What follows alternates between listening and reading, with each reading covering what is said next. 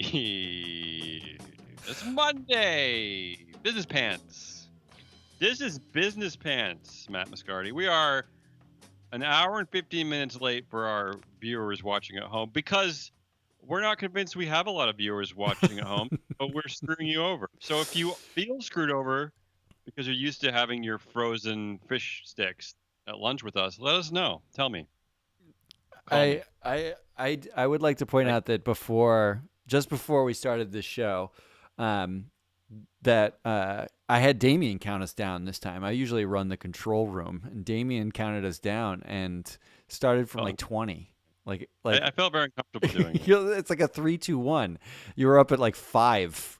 I was reading about Facebook's governance, so I just didn't want to count us down. I had stuff to do. Let's Hey Matt, you're Matt Moscardi. I'm Damien Ross. This is Free Float Media. This is Business Pants Monday, February 24th, 2020. Right? I forget anything? I think not, but let's just harp right in because it was a big day in capitalist fetishism, wasn't it? All right, let's do it. I'm gonna harp us. Yeah, I'm gonna get my timer out because I can't measure this by starting at noon. All right, so we got a bit of a curveball today. So what I'm going to do today is Warren Buffett, our favorite folksy billionaire investor, genius, fortune teller. Is that what he is? I don't know what he is. He's one of those things. He's the one billionaire that even my mom last week said, "Well, he's okay, right?" And I didn't really know how to respond to that. How would have you responded to my mom? Anybody who not only eats ketchup and drinks Coca-Cola but owns ketchup and Coca-Cola has to be okay. But my mom loathes both of those things, so I don't know what you're really Well, saying. maybe it's plant-based Coca-Cola. Okay, so Warren Buffett had an interview this morning on CNBC on Squawk Box. Is that what it's called? Squawk Street. You pretend like you don't know, but like I you actually you don't know. you watch. I've never We even watch seen this Mad stuff Money. every day. I watch I Mad pull the Money and stuff. I Kramer and pull. Squawk Box. Okay, look, I'm a luddite. I'm actually not, but I pull news stories from CNBC.com. I don't go to the cable channel and watch stuff and write things down. You could get the podcasts. Like it's Can't afford important to. to know, Actually. we are their snarky foil, aren't we? We're the Yeah, I hope they're human listening. version of CNBC. I hope they're listening. So Buffett had a long interview this morning, and I thought that he basically covered everything that we need to cover. So what I thought I would do is I would outline, about 10 of his biggest points, and I would just go over them one by one. And this is how we're gonna tell the story of our news here today at Business Pants. All right, Matt? All right, And you big don't even know news. what these are, I don't. right? I mean, I read his shareholder letter, but I didn't see the interview yet. Well, I and then avoided it because we're going to talk about it here, and I wanted to kind of react. and at the end, um, we're going to talk a little bit. Warren Buffett has some advice about directors, so that's our wheelhouse. So And we're then going we to talk a can little go. I did a about that. little analytical bit on directors today, just a tiny Great, thing. perfect. See, it's perfect. This is the Buffett. This is the Buffett day. This is the country Buffett. Eat until you puke. Monday. All right. So let's get at it. Do we have Buffett music or do I I, just start talking? just start talking. What I can do is I can put the Nuggets music under, and we You know, can it's up to you. let's just do it. Let's just do that. Well, it's Ready? funny because he does. You know what? Buffett does. He owns the Kraft. No, he owns a 27% of the Kraft Heinz company. So this is kind of appropriate that we'd have Nuggets music. All right, and this is in no particular order, Matt. This is the feel your inner Buffett right here. I don't know what he Yeah, listens to. Probably this. probably this. Yeah. So no particular order. I'm gonna go at them one by one. There's a lot of them. So if you feel like you have nothing to say, don't feel like you have to fill the room with your gas. Okay. So you can just chuckle. You can say move on. Right. So I'm just, I'm trying to say, right? Don't feel Yeah, you're compelled. telling me to shut up before I've even started. Here we go. Um, in referring to the dropping of stocks, because the Dow is down over 1,000 points so far today, something like that. Okay. Buffett says that's good for us. Yeah, people with money. It's That's a, good for that's a them. shitty thing to say, though. I mean, it's honest, but Yeah, so there's a market correction, quote Well, unquote, what- going on because of the yes, coronavirus, and that's the rich reason. people are saying, like Buffett is saying, well, it's good for us because whenever the market goes down, it's good for people like him, right? Pandemics are awesome for people with cash. That's the way All right, this works. I'm gonna call that one a little bit awkward. The next one is number two. Don't, and this is ironically, he says number two. Don't buy or sell based on today's headlines. It's good for us. Just you shouldn't buy. It's Right. just So good he's for saying like if us. you have multi billions, you can just hold everything like Like forever, right? this is. I mean, I think actually the point here is this is if this is value investing fair, right? Like you buy when there's the really kind of gross saying you buy when there's blood on the streets because when an asset is cheap, but that asset, if you're a value investor, you believe that asset has intrinsic value, then you can get it cheap and it still has high intrinsic value. That's when you should buy it because then if you're patient enough, the value, it will be recognized for its value because everybody else is afraid. That's effectively what he's saying.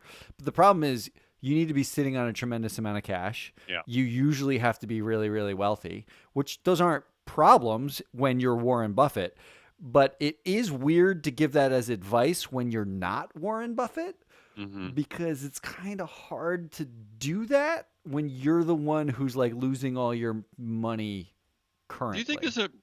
is there a possibility? I won't say in the near future, but within the next 50 years, could the trading of stocks ever be limited to like weekly or biweekly or monthly? Could that ever occur?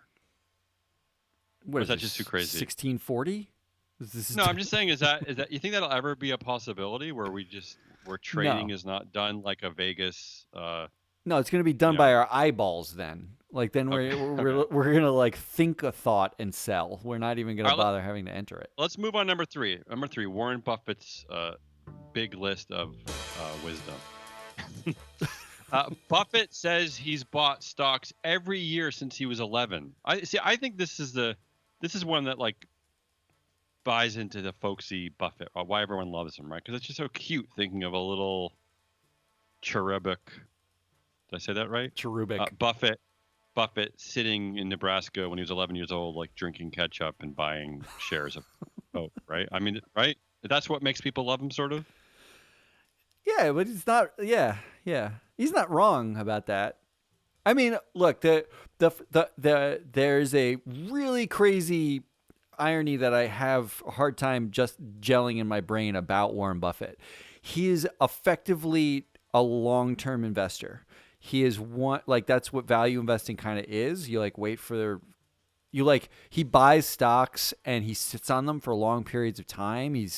He believes in like the value of a thing over decades, not like short periods. Sure. And he sort of has no take on things that take decades to unfold, like climate change, or like Right. and he owns insurers. His primary business was an insurer who is insuring climate change. He owns a lot of finance, who finances like things that are bad over long periods of time. And I don't know. It's just sort of like a blind spot in his folksy, his genuine folksy, I'm drinking a Coca Cola, I live in a tiny house in Omaha thing. Is like, I'm also throwing around billions of dollars that affect outcomes over decades that I'm not willing to pay attention to, but I do feel like owning stocks over decades is the way to do this. It's really, Hmm. it's kind of a bizarre. Well, for instance, he has a minority holding in J.P. Morgan, which just announced that the effects of climate change could be catastrophic, and J.P. Morgan has often criticized for its investments into oil and gas. So there's a kind of a connection there. All right, let's move on. Yeah, Yeah. let's go on. He thinks a very significant percentage of business will be impacted by coronavirus. Specifically, he pointed to Apple and Dairy Queen. Dairy Queen. Yeah, I don't really get Dairy Queen. I guess because you can't order Dairy Queen to your house. You can't get like a vanilla chocolate dip cone sent to your house. So people won't be going outside to buy Dairy Queen. Is DQ international even? I didn't know it was that international. Well, I think the assumption now is that the coronavirus is going to eventually crawl its way around the I mean, globe. my wife sneezed this morning and was pretty sure she had coronavirus. So Yeah, I had to shut off the Skype because I didn't want to get sick from your stupid wife. All right, next. Buffett won't reveal why he sold Wells Fargo. He won't talk, and I say Wells Fargo's in the news because it is it actually agreed to admit wrongdoing, which is unusual, and to pay $3 billion to resolve investigation into its long-running fake account scandal. So congratulations to Wells Fargo. So maybe that's why he sold Wells it Fargo, feels, Buffett? it feels a little coincidental. Yeah. I mean, this is the part of the folksy bullshit that I hate. I mean, come on. I mean, Don't you be so know? judgy. Look, he's a right. capitalist. He's selling because I mean, So why can't he talk about why he's selling? well, these are friends of his, Seems- other He seems to have an capitalists. opinion about everything else. All right, next. Buffett said, we don't have to spend a lot of time on this one. I just like statements like this because it sounds stupid. Buffett says economy is strong, but a little softer than 6 months ago. Like tickly. Yeah, I don't really understand that. It's like so squishy. Buffett says American public going wild with enthusiasm for index funds. Mm-hmm. You think he's estimating the term wild with enthusiasm? He's one of the reasons why, though. Like his folksy wisdom 10 years ago when he made a bet with hedge funds that he could buy a basket, or he could just buy the market, basically track an index, and outperform hedge funds. And they made a 10-year bet, and he won. And he didn't just win; he like demolished the hedge funds, and they donated everything to charity and all that kind of thing. But that like folksy wisdom nugget of, you just buy the market and 90% the market and 10% cash and forget it. Don't do anything with it. And now he's like, wow, they really like that wisdom. I should buy that. Number 8, Buffett warns that reaching for yield is really stupid, but it is very human, he said. So that's kind of an indictment against human behavior, right? Did not fail to mention humans when talking about coronavirus, though. Mm-hmm. So yeah, he says people say, well, I saved all my life and I can only get 1%. What do I do?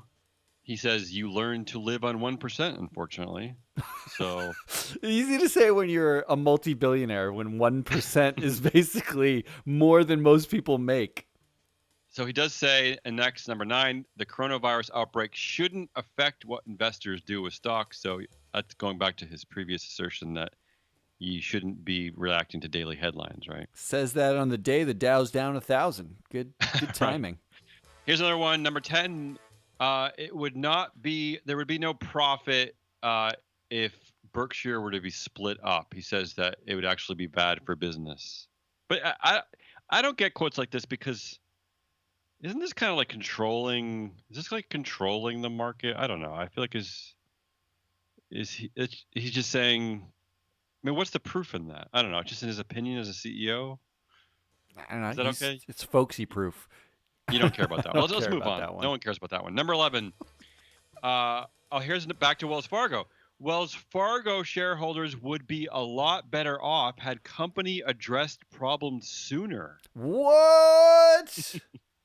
But again, this is a company that let me find the stat. He owns 10% of the company, so he's kind of complicit in. He didn't always own 10% of the company, though. Okay, but still, I mean, I don't know. I find this one a little disingenuous. Look, Wells Fargo is notorious for having like significant governance problems, like a deeply entrenched board leading up to the scandal. They were one of the standouts. I remember when I covered them. They were one of the standouts. There were some people on the board. You're like, you're still here? What are you doing? Like, why are these people still here? And everyone was cool with it. Investors were cool with it because it's not Facebook. Facebook is owned by one guy. It's Zuckbook. It's a fake public company. He makes all the decisions. Wells Fargo is owned by a wide net of investors. including Warren Buffett, but also like BlackRock and Vanguard, and like they're in your portfolio. They're a widely held company, and for a decade they were basically like had these board members that no one cared about getting rid of, and then the scandal happens, and no one can figure out where was the oversight on this. Like that's where it was, because Warren Buffett wasn't voting out those people with his 10% of Wells Fargo. Well, so when he complains that there's stuff that shareholders. We're going to touch on this later because he has an opinion today about independent directors. Thank so God. I was worried we wouldn't get another. Talk about that later. I worried we wouldn't get a billionaire opinion in today. Number 12, Buffett's going to turn 90 later this year. Okay, I'm going to start with that. So and he says Berkshire is worth the same with or without him. So clearly he's laying the groundwork for his death, saying don't sell Berkshire when I die. This one's definitely bullshit. Obviously not worth the same without him. Come on, nobody buys that. Number 13, Warren Buffett says he talked to his science advisor, Bill Gates, about the coronavirus. I don't like this one. This one smacks me. Billionaires just call each other for science. Is this like when I call my neighbor and I'm like, I need some advice about like, whether I should put milk in these cookies? Is that what billionaires do with one another? Like, yes, this smacks me of like what we're complaining about with like cronyism on the Boeing board and everything. It's like, so you can't actually reach out and find a scientist. You have to just turn to your rich white billionaire male friends, right? Because everybody needs Bill a Duber Gates board is not in their a life. Science advisor. All right, number 14, Warren Buffett says cryptocurrency has no value, and I don't own it, and I never will. But that's like old man screaming, right? Is it true that it has no value? But does it? I want to address this in our other show, The Market Medium. Yep. What a stock actually is, because a stock in and of itself actually has no value. Ooh. So congratulations, Buffett. Capitalism. You're based entirely on the mass delusion that is value. Number 15, Buffett says, and I didn't know there were cards here, but Buffett says he is a card-carrying capitalist, but not a card-carrying Democrat. I don't really get this one. So basically he's saying he's a Democrat, but he doesn't really believe in Bernie Sanders. I will say this for Warren Buffett, unlike all of his dumb billionaire friends, is that he's actually has a very high emotional intelligence. Because instead of just whining and being a weirdo about it, he says this about Bernie: I'm very much in sympathy with the fact that Senator Sanders believes that a lot of people are getting left behind and through no fault of their own. So I give Warren credit for sounding like a human being there. I just bought Ken Langone, who is the self-styled co-founder of Home Depot, which I found out he actually just my mom hates funded Home Depot. I bought his book, and the book is titled "I Love Capitalism."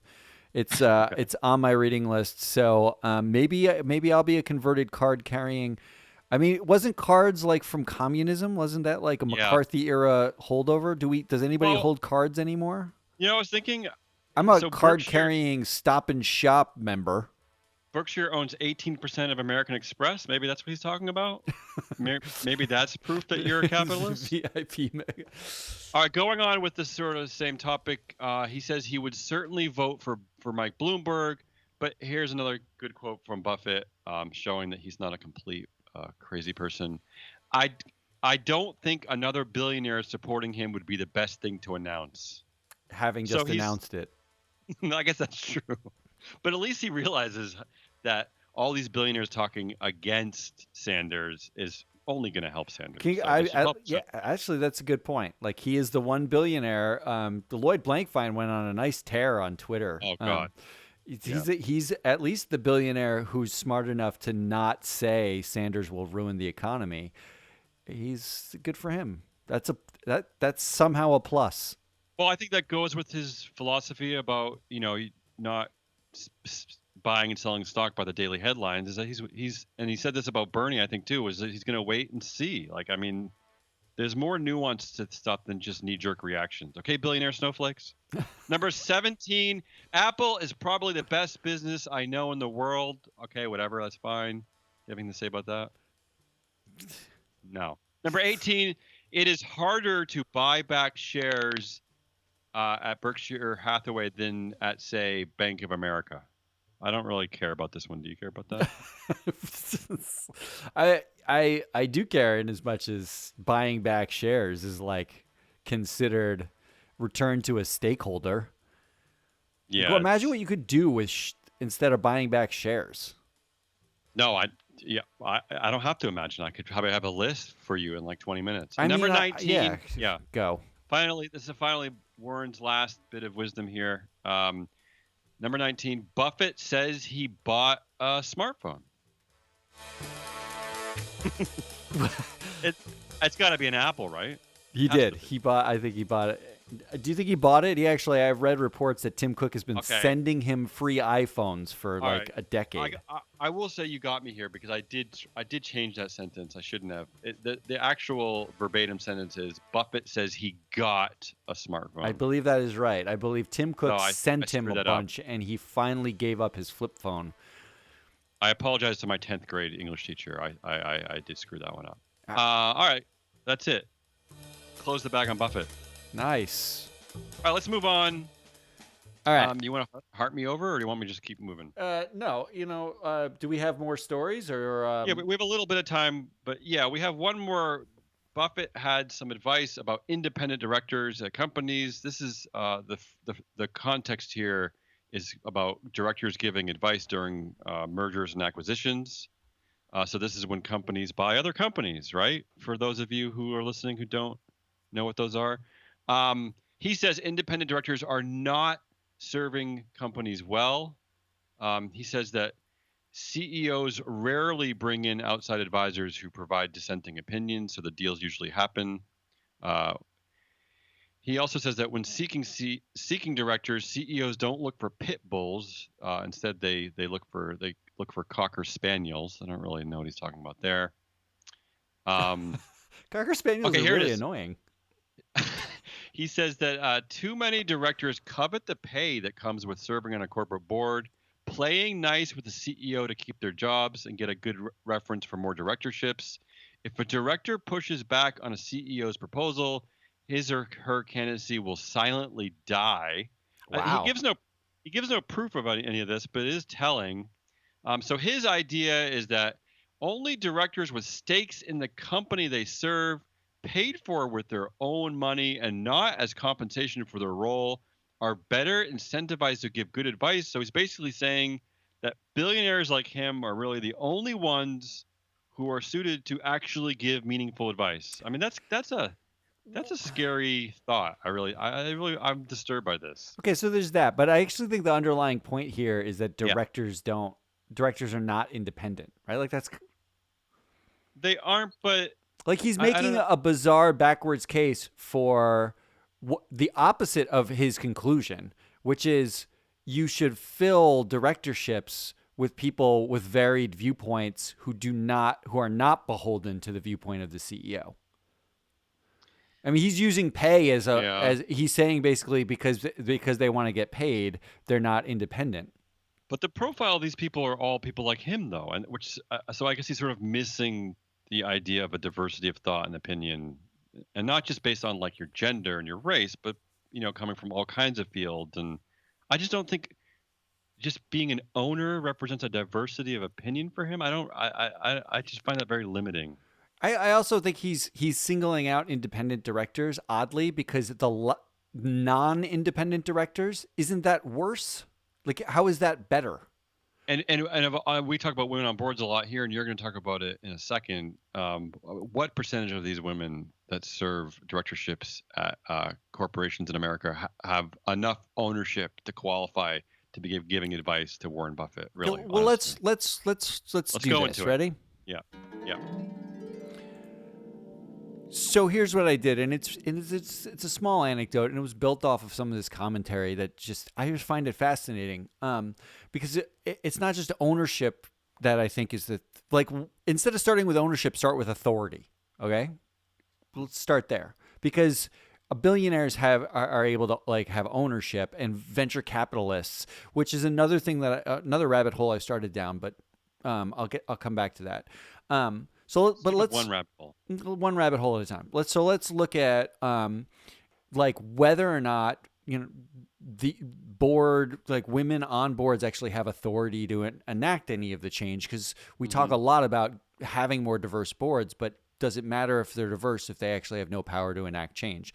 So the places you can enact change, I think the most obviously are on the committees. On average, there are 3 committees for every board. These are things that you know. There's the pay committee, the nominating committee, and the audit committee. And those committees usually have 3 or 4 members. So, there's usually one committee that's 3 members, and the 2 others get 4, depending on how many people are on the board and whatever. Right. Well, they're required to have a minimum of 3 members. So, in America. So you're going to get at least 3, right? On every committee, this is according to the data that I can download. This is like looking at almost 30,000 directors in the United States. There is usually one woman, and usually on average, you can actually you can think of it as the token woman clause of U.S. boards on one of the committees. Each committee usually gets one woman on it on average, which is saying a lot because there's an average of 2 women on the board, right? So let's go over that. Okay. So first of all, on the committees, each committee gets a chair, and you will be happy to know that precisely average of 0 committee chairs are women. If you want the actual number, it's 2 female chairs for every 100 board committees. So you're talking about a really tiny number of committees who are chaired by women. So the women are not given any authority, but they are allowed to sit on the committees themselves. But here's the fascinating part. As you just started to point out, there are 2 women on average on every U.S. board, and there are 8 men on average on every U.S. board. And there are 3 committees. Now, if you're getting lost in all these numbers, what essentially you can just see when you look at these numbers is 1 out of those 8 men on the board have to pull double duty. They actually, in order to have the numbers of people sit on the committees that you need, that one man has to be on 2 different committees. Wait, do you mean women? No, I'm talking about men. There are 8 men, and 1 out of the 8 have to pull double duty. Now the upshot. I see what you're saying. Yeah, I see what you're saying. The upshot, if you're a man, is you are chairing one of those committees. Of course, because you're a man. Because you're a man. Jesus. Basically, 0 women chair.